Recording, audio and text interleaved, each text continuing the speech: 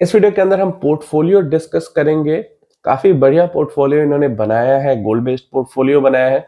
छोटी सी इधर उधर थोड़ी बहुत दिक्कत है जो कि अगर दूर कर लिया जाए तो ये पोर्टफोलियो ऑलमोस्ट परफेक्ट पोर्टफोलियो हो सकता है एंड एक आइडियल जो पोर्टफोलियो होता है वैसा हो सकता है। आपको भी देखना है तो देख लो पूरा वीडियो, आपको समझ में आ जाएगा। अगर ऐसी कुछ थोड़ी बहुत गलती आपने भी की है तो आप चाहो तो उसको ठीक कर सकते हो। यहाँ पे पोर्टफोलियो हमारे पास वेंकी जी का, और इन्होंने लिखा है भाई I am 35, please review portfolio, I am following a goal based investing as you suggested. सबसे पहला फंड इनका निकल के जाता है मोतीलाल का मल्टी कैप फंड। 15 लाख रुपए इन स्टैगर्ड वे इन्वेस्ट करना है। Have already invested 5 lakhs so far. Target is 15 years with 1.5 crores for my child's higher education. I will invest rest of the amount in a month. अब देखिए इनका जो target है, इनको अपने इन्वेस्टेड अमाउंट को 15 इयर्स में 10x करना है, 10 गुना ग्रो करना है। क्या हो सकता है? डेफिनेटली 10 गुना आराम से ग्रोथ हो सकता है 15 सालों में। हो सकता है ज्यादा भी ग्रोथ हो जाए, ठीक है, लेकिन 10 गुना तो कम से कम हो ही जाएगा। अब यहाँ पे चीज क्या है, जैसे इन्होंने मोतीलाल का मल्टी कैप फंड लिया है तो इसके जगह 15 इयर्स के टाइम पीरियड के लिए एक मिड कैप प्रॉपर फंड या एक स्मॉल कैप प्रॉपर फंड भी काफी अच्छा ऑप्शन हो जाता था। लेकिन मल्टी कैप फंड का जो ऑप्शन है वो कम से कम जो लार्ज कैप फंड के लोग अंदर इन्वेस्ट करते हैं, फ्लेक्सी कैप के अंदर करते हैं या लार्ज एंड मिड कैप के अंदर करते हैं, 15 इयर्स टाइम पीरियड के अकॉर्डिंग मल्टी कैप फंड उनसे बढ़िया ऑप्शन है। मतलब मल्टी कैप फंड जो है एक समझ लो बीच का, मतलब large mid cap fund small cap fund एक तरफ हो गया और ये लार्ज कैप फ्लेक्सी कैप एक तरफ हो गया। बीच का फंड मल्टी कैप आ जाता है जो कि जिसका मिड स्मॉल में भी अच्छा एक्सपोजर होता है और लार्ज में भी अच्छा एक्सपोजर होता है। तो इसलिए वॉलिटिलिटी कम रहेगी इस फंड के अंदर, पैसे और ज्यादा बनते अगर मिड स्मॉल के अंदर होता, लेकिन मल्टी कैप के अंदर भी किया है तो कोई दिक्कत नहीं है। बस होल्ड आप 15 साल कर लेना, 10 गुना पैसा इजीली हो जाना चाहिए इस फंड के अंदर 15 इयर्स के टाइम पीरियड में। नेक्स्ट फंड आ जाता है इन्वेस्को का mid cap fund, 20,000 rupees SIP for 20 years, very good. Motilal का small cap fund 20,000 SIP for 20 years, very good. Then हमारे पास आ जाता है व्हाइट ओक का multi asset fund. This is for emergency fund and when market is down, I will redeem some amount from this and invest in SIP funds. Currently has 3,20,000 per month. देखिए बिल्कुल भी आपको emergency fund का पैसा किसी भी इस type के फंड में नहीं इन्वेस्ट करना चाहिए जहां पे वॉलिटिलिटी हो। और मल्टी एसेट जो फंड है वो भी ऐसा नहीं है कि उसके अंदर वॉलिटिलिटी नहीं होती है। मल्टी एसेट फंड या जो हाइब्रिड फंड्स होते हैं, डिपेंडिंग ऑन कि कितना उन्होंने इक्विटी में किया है, कितना गोल्ड में किया है, कितना डेट में किया है, उसके अकॉर्डिंग वॉलिटिलिटी होती ही होती है। और कम से कम अभी के सिनारियो में जब मार्केट गिरा हुआ है तब तो आपको समझना चाहिए कि जो हाइब्रिड फंड्स होते हैं, मल्टी एसेट फंड्स होते हैं, गिरावट उनके अंदर भी होती है। तो जो इमरजेंसी फंड का पैसा है या जो भी पैसा आपने इसलिए रखा है कि मार्केट गिरेगी तो काम आएगा, उस पैसा को आपको प्रॉपर डेट फंड्स के अंदर रखना चाहिए क्योंकि उस पैसे के अंदर वॉलेटिलिटी नहीं चाहिए। क्लियर है? आजकल कई सारे लिक्विड फंड्स ऐसे आ चुके हैं जो कि ऑलमोस्ट आपको FD के बराबर तो रिटर्न्स दे ही देंगे या फिर इन्फ्लेशन बीटिंग रिटर्न तो दे ही देंगे, साथ में वो ऑप्शन करते हैं, ऑफर करते हैं आपको इंस्टेंट रिडम्पशन।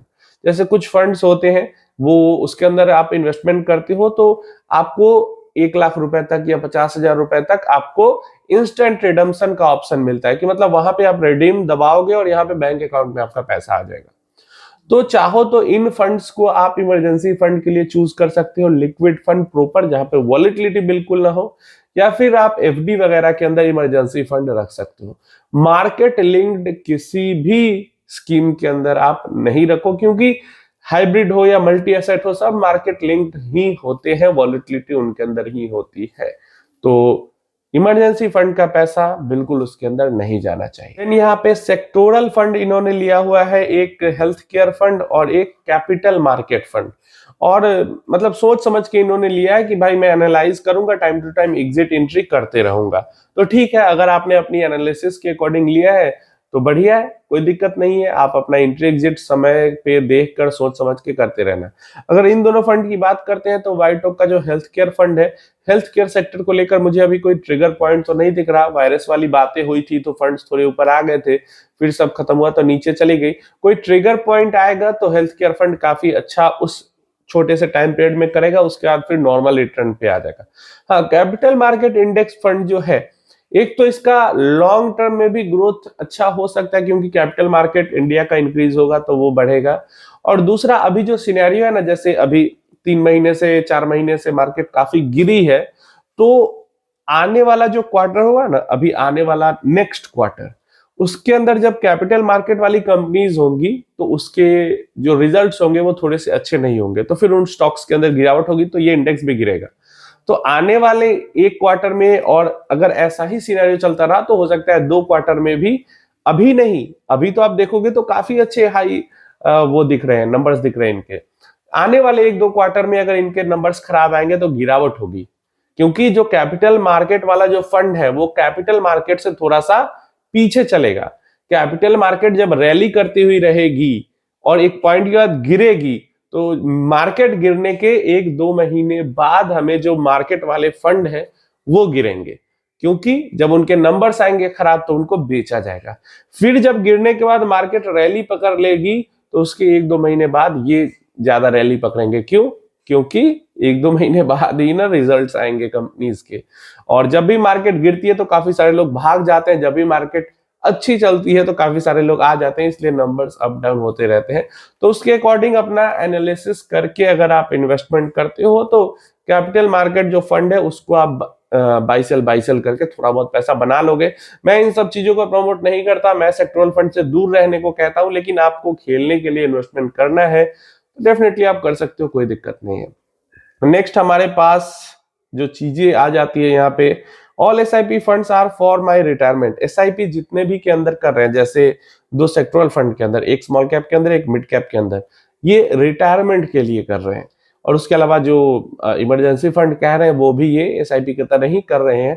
तो सब पैसा वो रिटायरमेंट के लिए ही। और मुझे समझ नहीं आ रहा, आप 20,000 20,000 20,000 20,000 20,000 1 लाख रुपए की आप एसआईपी कर रहे हो, अच्छा खासा पैसा कमा रहे हो लग रहा है। चलो बहुत बढ़िया। I will closely watch sector funds and will exit them time to time. तो ये वही ये कह रहे हैं कि रिसर्च करेंगे, एनालिसिस करके इन्वेस्ट करेंगे और एग्जिट करेंगे सेक्टरल फंड के अंदर। My target is 20 years and I need 11 to 15 crore corpus. Need your opinion, current value is 11 lakhs। 11 lakh रुपया हो चुका है, 1 लाख रुपए हर महीने की एसआईपी कर रहे हैं, तो मतलब आप पिछले 1 साल से ही एसआईपी कर रहे हो, तभी तो अभी 11 लाख पहुंचे हो। कोई दिक्कत नहीं है, अगर आप इसको 20 साल तक कंटिन्यू कर लेते हो 1 लाख रुपए हर महीने की एसआईपी, तो इजिली वहां तक आप पहुंच जाओगे, इसमें दिक्कत वाली बात नहीं है। लेकिन वही है कि जब मार्केट गिरेगी, और जैसा कि आपका इन्वेस्टमेंट का पूरा प्रोसेस है, मुझे बहुत ज्यादा उम्मीद है कि आपको गिरावट से डर नहीं लगेगा, क्योंकि आप तो और ज्यादा इन्वेस्टमेंट ही कर रहे हो गिरावट के फेज में। तो बहुत बढ़िया है। बस यही है कि अगर आपकी इच्छा हो तो जो 15 इयर्स के टाइम पीरियड का इन्वेस्टमेंट है उसको ज्यादा स्मॉल कैप की तरफ रखें, मिड कैप की तरफ रखें। दूसरा, जो इमरजेंसी फंड का पैसा है उसको प्रॉपर लिक्विड फंड में रखें, तो ये एक बेहतर ऑप्शन हो जाएगा। इसके अलावा बाकी सब बहुत बढ़िया है, बस अपनी एनालिसिस सेक्टोरल फंड वाली ठीक रखे, नहीं तो काफी मोटा पैसा आप डाल रहे हो सेक्टोरल फंड के अंदर में, वो आपको नुकसान जरूर दे सकता है गलत टाइम पे आप एंट्री एग्जिट कर लेते हो तो, क्योंकि मोटा पैसा डाल रहे हो आप। 1 लाख की एसआईपी में से 40,000 रुपए की एसआईपी सेक्टोरल फंड में डाल रहे हो, तो ये थोड़ा सा बहुत ज्यादा मतलब रिस्की वाला ऑप्शन हो जाता है। तो बस उसको भी आप चाहो तो कम कर लो, या फिर अगर आपको बहुत ज्यादा भरोसा है तो करते रहो। इन माय ओपिनियन अगर मुझे करना होता तो मैं सेक्टोरल फंड के अंदर उतना नहीं एलोकेशन देता।